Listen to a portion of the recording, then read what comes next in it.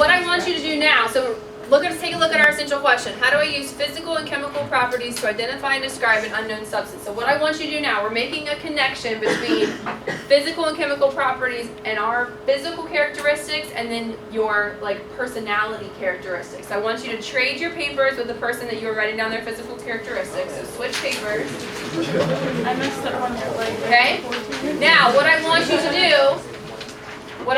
do now is think about, guys, listen please. Guys, we are recording at this point. You probably don't want everyone else to hear you not doing what you're supposed to be doing. Okay. What I want you to do now is to take your maybe personality characteristics that you wrote down and I want you to write them on the outside. So, happy, friendly, helpful, outgoing, whatever personality traits you came up with. Now, if you didn't write any down, I want you to come up with a couple and write them on the outside. Who do we write them for? Yourself. Now you're writing them for yourself because you have your own paperback now, right? You should have your own paper. You should have the paper that's about you. Somebody else wrote the paper about you. Now you have that paper back, right? Everybody has that paper back. So now write your own characteristics about yourself.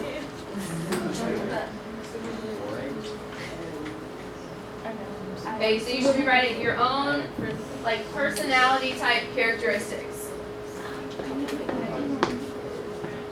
Friendly, happy, outgoing, talkative.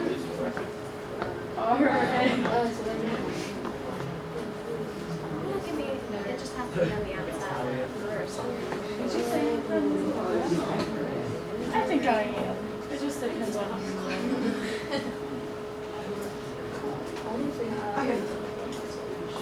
Okay, so now, here's what I want you to do. Here's how we're going to make this connection. Guys, when we talk about physical properties of a substance, we're talking about things that don't change what the substance is. So, color, or, color, density, taste, melting point, boiling point, things that don't change the substance itself. No matter what those things are, it won't change the substance. So when we talk about your physical characteristics, if you change your hair color, is it going to change your personality? No, it shouldn't, right? Or if you put in new contacts that change your eye color, is that going to change your personality? No. Okay, so but the characteristics that you wrote down about your personality, if one of those were to change, it could change the person you are, right? And so that's what we're talking about with chemical properties, is that as soon as you take a chemical property and activate it, then you can have something change. The actual substance that you have can change, and that's what we're going to talk about today. All right? So I want you to put that away, and I'm going to pass out to you maybe some notes.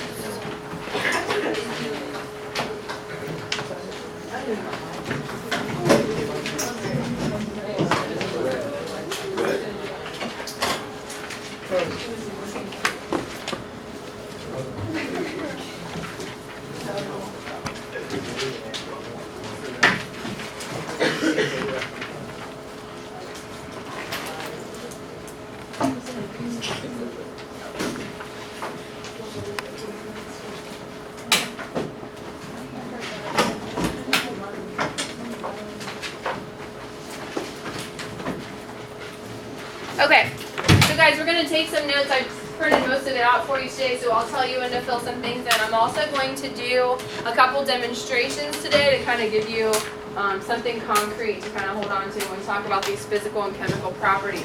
So again, essential question, the big idea is that we can organize matter based on these properties or then the composition that we're going to talk about tomorrow, because all matter has very specific properties and composition, okay?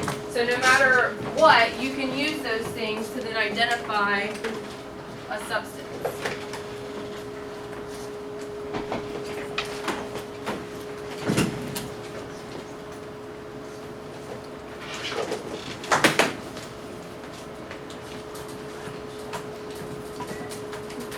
McKellen.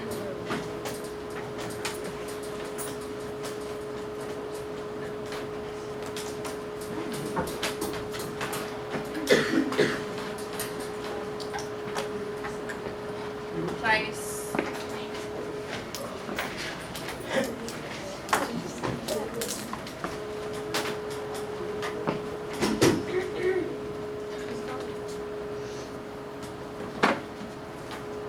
Tessa.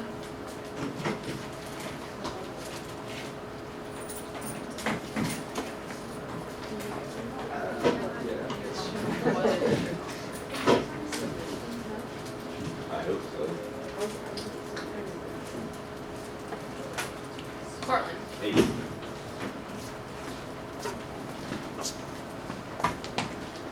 Okay, everybody get everything?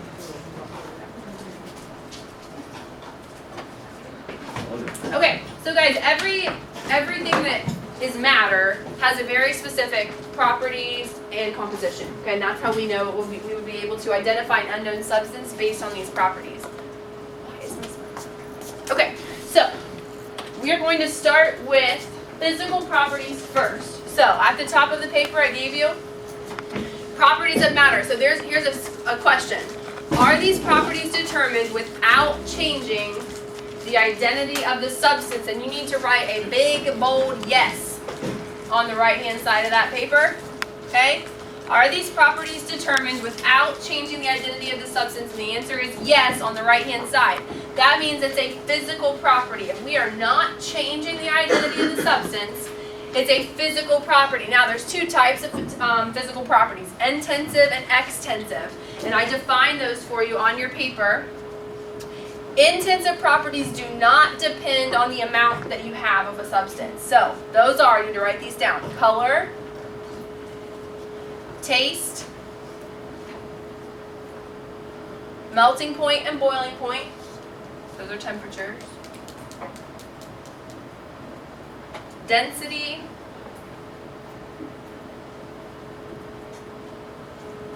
luster, which is the shininess of the substance, and hardness. So color, taste, melting point, boiling point, density, luster, and hardness. Those are all intensive physical properties. So no matter if you change those things, all of them are determined without changing the identity of the substance. Okay? And they also do not depend on the amount there. So you can have an ounce of something, or you can have 10 ounces of something, and it wouldn't matter. These things wouldn't matter of the amount. Now, your extensive physical properties do depend on the amount that you have. Mass, okay, volume, length, and shape are all going to depend on how much of something you have. Mass, volume, length, and shape.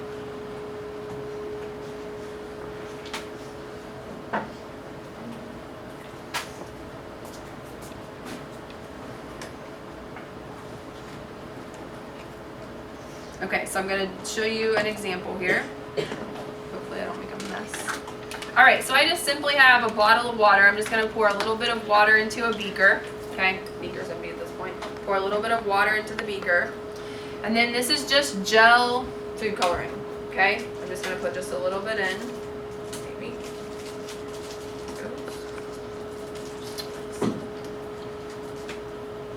And then I am going to stir it up a little bit.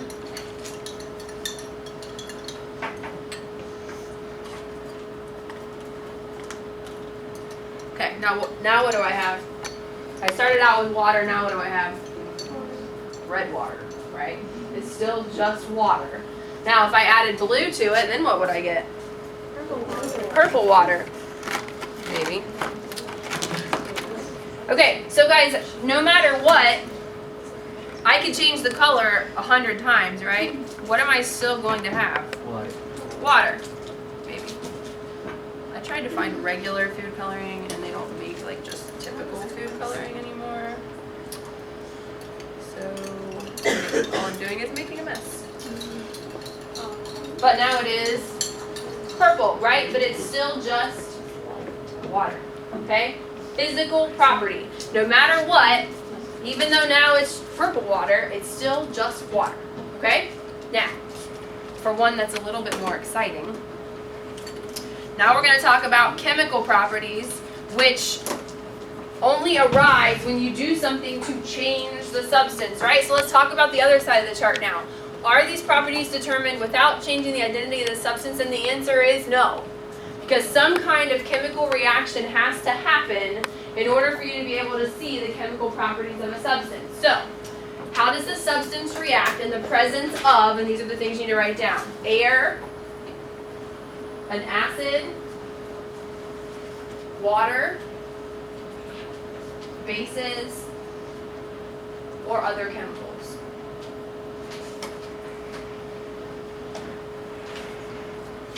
Air, an acid, water, bases, or other chemicals. Or what happens if it's heated? So, if you have a fire, what does fire need in order for it to keep going? Air, oxygen, right? If you add oxygen to fire, what's going to happen? It's going to get bigger, okay? So that's why when you're trying to put out a fire, you try to take away the oxygen, right? Okay, so I am going to not make fire, but what I am going to do is do a demonstration that is probably old hat. Some of you have probably seen it before. How many of you have ever made a volcano with baking soda and vinegar? A couple of you, okay. I am not planning to make anything be a volcano, but I will show you. So, guys, a chemical characteristic or a chemical property of baking soda is that if you combine it with vinegar, what happens? It bubbles up and over, right? Now this is when I'll probably really make a mess. I also didn't try this earlier, so I have no idea how much this is going to bubble over. If I end up spilling my vinegar all day, I'm not going to be very happy. Okay, so I just put baking soda in the beaker, right? And I put it in here so it doesn't splash all over me.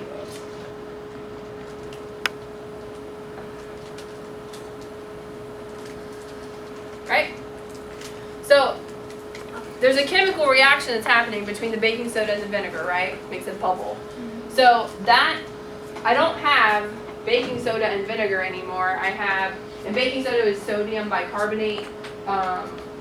You now have the reaction has now produced something else, okay? And we're going to talk about in Unit 2, we're going to talk about chemical reactions and how to write some very basic ones. You'll learn a lot more about writing those equations in chemistry, but you now have something new, okay? One of those new things is it produces carbon dioxide, right? That's the bubbles, right?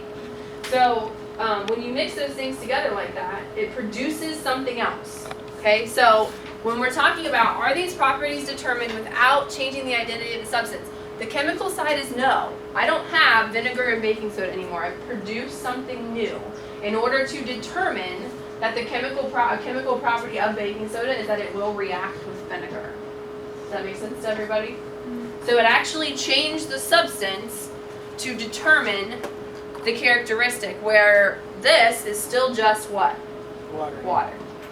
Okay, no matter how many times I change the color, it's still going to be water. Okay? Questions? So our essential question, how do I use these physical and chemical properties to identify or describe an unknown substance? So the properties are specific to a substance. Not everything reacts with vinegar the way the baking soda does, right? That's a specific chemical characteristic to baking soda. All right?